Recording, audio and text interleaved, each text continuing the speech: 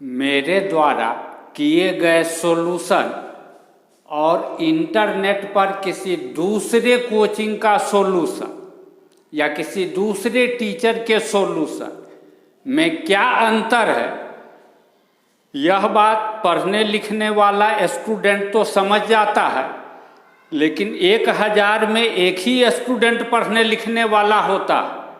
बाकी के लिए मेरे सॉल्यूशन में और दूसरे जगह के सॉल्यूशन में फर्क बाकी स्टूडेंट को समझ में नहीं आता है। यदि कोई स्टूडेंट फर्क समझना चाहता है तो आज इसी क्वेश्चन में हम फर्क उसको दिखा देते हैं। यह क्वेश्चन है JEE advanced 2023 paper 2 question number 5 को हम सोल्व कर रहे हैं। क्वेश्चन पेपर में m = इतना नहीं लिखा है। क्वेश्चन पेपर में यह नहीं लिखा है कि m = इतना। क्वेश्चन पेपर में यह लिख रहा है कि m एक 3 रो और 3 कॉलम वाला मैट्रिक्स है जिसका एलिमेंट aij है और aij का वैल्यू 1 होगा यदि j+1 i से डिविजिबल हो, अदरवाइज aij का वैल्यू 0 होगा। किसी भी सॉल्यूशन को निकाल के देखो, किसी भी कोचिंग का सॉल्यूशन, वह डायरेक्ट लिखेगा m = दिस मैट्रिक्स। लेकिन m = दिस मैट्रिक्स कैसे हो गया, 1000 में 999 स्टूडेंट नहीं समझता है। और हम इस बात को भी समझा दे रहे हैं, डिविजिबल के अर्थ को भी यहाँ हम समझाए कि j+1/i यदि इंटीजर आएगा तो वैल्यू 1 लिखेंगे, j+1/i यदि फ्रैक्शन आएगा यानी नॉट डिविजिबल होगा j+1i से तो aij का वैल्यू 0 लिखेंगे। इस तरह से एक मैट्रिक्स बना करके दिखाए। इसमें स्टूडेंट i के जगह पर क्या है, j के जगह पर क्या है, इसको ऑब्जर्वे नहीं करता है। बतला दिए I1 यानी फर्स्ट रो, i के जगह पर 1 रहेगा यानी पहला रो में सब जगह i के जगह पर 1, i के जगह पर 2 रहेगा यानी दूसरा रो, i के जगह पर 3 रहेगा तीसरा रो, j के जगह पर 1 रहेगा पहला कॉलम, j के जगह पर 2 रहेगा दूसरा कॉलम, j के जगह पर 3 रहेगा तीसरा कॉलम। अब वैल्यू कैसे करके निकालना है, जैसे इसका वैल्यू निकालना चाहते हैं तो j के जगह पर 1, i के जगह पर 1, j+1/i यानी 1 + 1/1, यह हो गया 2 एक इंटीजर है, इसका मतलब इसका वैल्यू 1 होगा। काहे कि बोल रहा है जब यह इंटीजर होगा तब aij का वैल्यू 1 होगा, 1, तो इस जगह पर 1 लिख दिए। अब इसका वैल्यू क्या होगा यह निकालते हैं, a12 j के जगह पर 2 है, j के जगह पर 2 है और i के जगह पर 1 है, तो j+1/i यानी 2+1/1 दैट इज इक्वल टू 3। 3 एक इंटीजर है, इसीलिए a12 का वैल्यू 1 हो जाएगा, तो यहाँ पर 1 लिख देंगे। बस यही काम हम करके सभी पोजीशन का वैल्यू निकाले और यह मैट्रिक्स लिख दिए। ऑप्शन ए में कह रहा है m इज इन्वर्टिबल, यानी m का इन्वर्स एग्जिस्ट करता है। इन्वर्टिबल का मतलब इन्वर्स एग्जिस्ट करता है। फार्मूला होता है यदि m का डिटर्मिनेंट नॉट इक्वल टू 0 तब इन्वर्टिबल होगा यानी इन्वर्स एग्जिस्ट करेगा। यदि m के डिटर्मिनेंट का वैल्यू 0 तब इन्वर्स एग्जिस्ट नहीं करेगा। तो m तो निकाल चुके हैं, इसका डिटर्मिनेंट निकालना पड़ेगा। तो ऐसा वाला ब्रैकेट हटा करके एलिमेंट वही लिखेंगे, लेकिन ऐसा वाला ब्रैकेट हटा करके दो ठो पैरेलल लाइन वर्टिकल खींच देंगे, यही हो गया डिटर्मिनेंट। एक्सपेंड कैसे करेंगे? फर्स्ट रो के अलोंग करेंगे, पहले एक लिखेंगे, रो हटा देंगे, कॉलम हटा देंगे, 0 1 1 0 लिख दिए। इसके बाद यहाँ पर माइनस साइन के साथ माइनस साइन इसमें लगा करके लिखेंगे -1। अब यह कॉलम हटा देंगे और यह रो हटा देंगे तो बचेगा 1 1 0 0 लिख देंगे। फिर अगला एलिमेंट 1 है, प्लस साइन के साथ +1 लिखेंगे। यह रो हटा देंगे, यह कॉलम हटा देंगे, 1 0 0 1 लिख देंगे।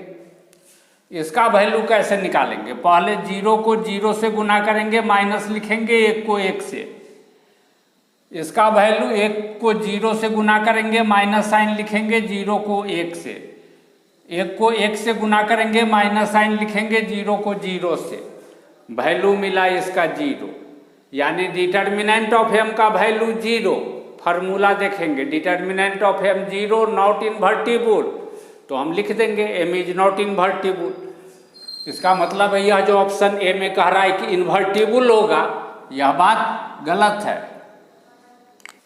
ऑप्शन बी में कह रहा है कि इस तरह का एक मैट्रिक्स जो जीरो मैट्रिक्स नहीं हो, जीरो मैट्रिक्स नहीं हो का मतलब तीनों जीरो नहीं हो, इसमें से एक या एक से अधिक नॉट इक्वल टू 0, इस तरह का एक कॉलम मैट्रिक्स एग्जिस्ट करता है जिसको m के साथ गुना करने पर यह इस मैट्रिक्स के बराबर हो जाए।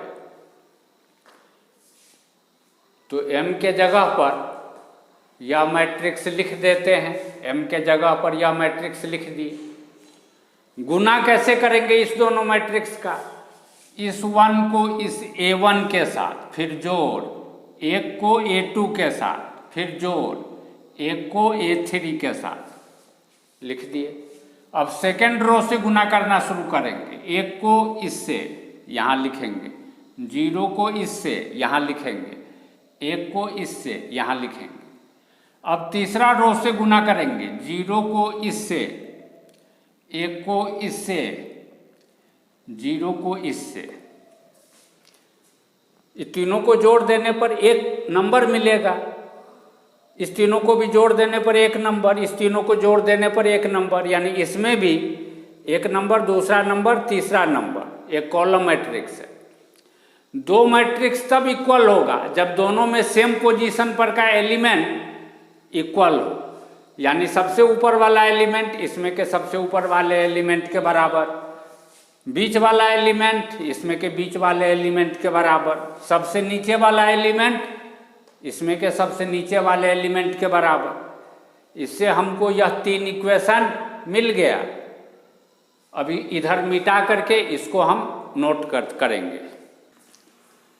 इस -A1 को लेफ्ट साइड में ले आए तब यह मिला, इसको लेफ्ट साइड में ला करके इतना लिख दिए, इसको लेफ्ट साइड में ला करके इतना लिखे, इसको 1 नंबर, इसको 2 नंबर, इसको 3 नंबर मान लिए। 1 नंबर में से यह 2 नंबर घटाने पर हमको A1 का वैल्यू 0 मिला। इसमें A1 के जगह पर 0 रख देंगे तो A2 + A3 is equal to 0, और यह भी है A2 + A3 is equal to 0। यानी कहने का मतलब फाइनली A2 + A3 यदि 0 हो और A1 0 के बराबर हो तो यह तीनों इक्वेशन सेटिस्फाइड हो जाएगा। अब A2 + A3 0, तो A3 कितना? -A2 के बराबर। तो A2 के जगह पर कोई भी एक नंबर अगर हम k ले ले तो A3 का वैल्यू -k, तो A1 A2 A3 0 k -k। इसमें k के जगह पर कोई भी नंबर रख सकते हैं। 0 रखेंगे तब तो तीनों 0, 1 रखेंगे तो 0 1 -1 तो तीनों 0 नहीं होगा, 2 रखेंगे तो 0 2 -2, 3 रखेंगे तो 0 3 -3, इसमें भी 3 -3 यह 0 नहीं है, ठीक है। तो कहने का मतलब इस तरह का एक नहीं बहुत सारा अनंत मैट्रिक्स मिलेगा, इसीलिए यह स्टेटमेंट सही है। ऑप्शन सी में कह रहा है यह सेट इस सेट के बराबर नहीं होगा जहां जीरो, यह जीरो मैट्रिक्स है। अधिकतर स्टूडेंट इस स्टेटमेंट का अर्थ ही नहीं समझता कि यह कह क्या रहा है। पहले समझेगा कह क्या रहा है, उसके बाद ना चेक करेगा कि सही है या गलत। अधिकतर स्टूडेंट इसका अर्थ नहीं समझता है। 1000 में 999 स्टूडेंट इसका अर्थ नहीं समझता। इस सेट में इस तरह का मैट्रिक्स एक्स जो कॉलम मैट्रिक्स है और जिसका तीनों एलिमेंट रियल नंबर है, कुछ इस तरह का मान लेते हैं x is equal to x y z. तो इस तरह का मैट्रिक्स जितना पॉसिबल होगा जो इस कंडीशन को सेटिस्फाई करे। यह कंडीशन क्या है यह भी समझना है। m गुने x, m गुने x का मतलब है दिस मैट्रिक्स गुने दिस, एक एक एक एक 0 1 0 1 0। इस मैट्रिक्स को जब इस मैट्रिक्स के साथ गुना किया जाए x y z, तो रिजल्ट किसके बराबर हो जाए? जीरो मैट्रिक्स के बराबर, यानी इसके बराबर।